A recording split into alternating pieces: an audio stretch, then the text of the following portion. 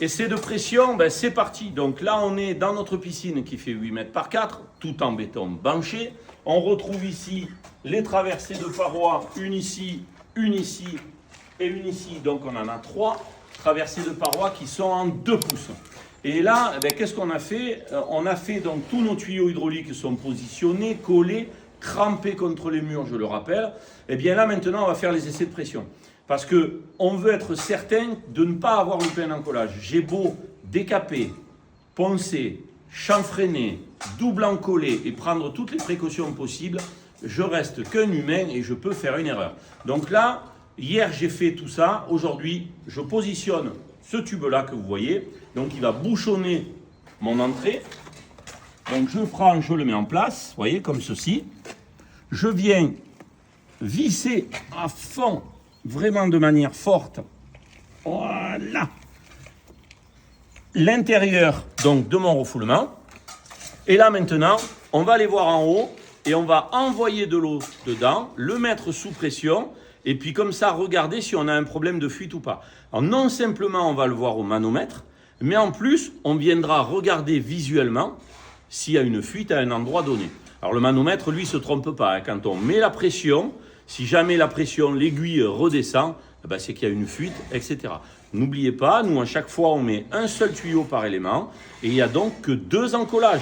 Un encollage côté derrière mur et un encollage là-bas. Ce qui nous évite quand même pas mal de problèmes. Allez, on va aller voir ça. Vous voyez, on retrouve tous nos tubes, donc les tubes d'aspiration, les tubes de refoulement, les tubes de prise-balai et les arrivées électriques. Donc vous voyez, j'avais tout notifié, mais je le défais, donc c'était pour éviter qu'il y ait de la saleté qui tombe dedans, voilà.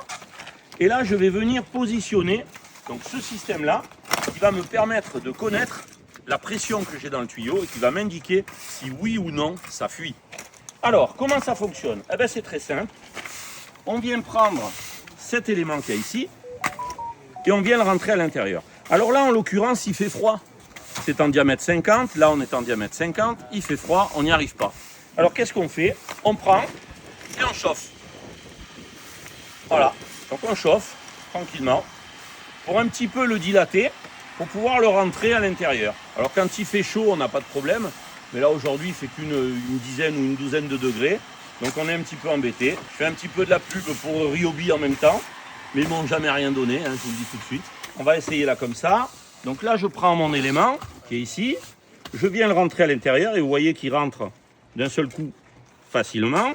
Je viens bien le serrer, voilà, je le serre comme ceci. Parce qu'il va y avoir de la pression dedans. Hein. Voilà. Et une fois que je l'ai serré, je viens ici. Et là, voilà. Regardez, j'ouvre mon eau à l'intérieur. Et on voit l'eau. Vous voyez? Là, je la ferme, l'eau. On voit qu'on est à 0 bar. Et j'ouvre l'eau. Eh ben, j'ouvre. Donc, il va falloir un certain temps parce que ce tuyau-là, il est en diamètre 50. On a une certaine longueur pour aller jusqu'à là-bas, environ une dizaine de mètres. Donc ben, un diamètre 50 à remplir sur 10 mètres, ça fait quand même pas mal de litres d'eau. Donc on le remplit tout doucement et on va faire monter le niveau d'eau. Donc on le laisse faire, il faut prendre son temps. Et vous allez voir ce que ça va donner. Donc là j'ai rempli mon tube et comme vous pouvez le voir ici, je me suis mis à 1 bar. Voilà, je me suis mis à 1 bar de pression. Et bien vous voyez que l'aiguille ne descend pas, elle reste positionnée. Donc là, ça nous dit clairement, ok, on n'a pas de fuite. Bien entendu, on fait quand même un contrôle visuel, parce que même si la machine nous le dit, enfin le manomètre nous le dit, moi je contrôle quand même visuellement. Et ça, vous devez le faire pour chaque étape de votre piscine. Autant de skimmers, vous allez le faire autant de fois, autant de refoulements, la bonde de fond, etc. En faisant ça, vous savez que derrière, vous allez faire votre remblai qu'avec du petit gravier, j'insiste, ou du sable, un matériau qui ne va pas donner donc d'impact et qui ne risque pas de casser votre élément. Et à partir de là, ben, vous êtes tranquille et vous assurez une étanchéité parfaite. Voilà, j'espère que cette vidéo vous a plu. Je vous dis à bientôt. Ciao, ciao.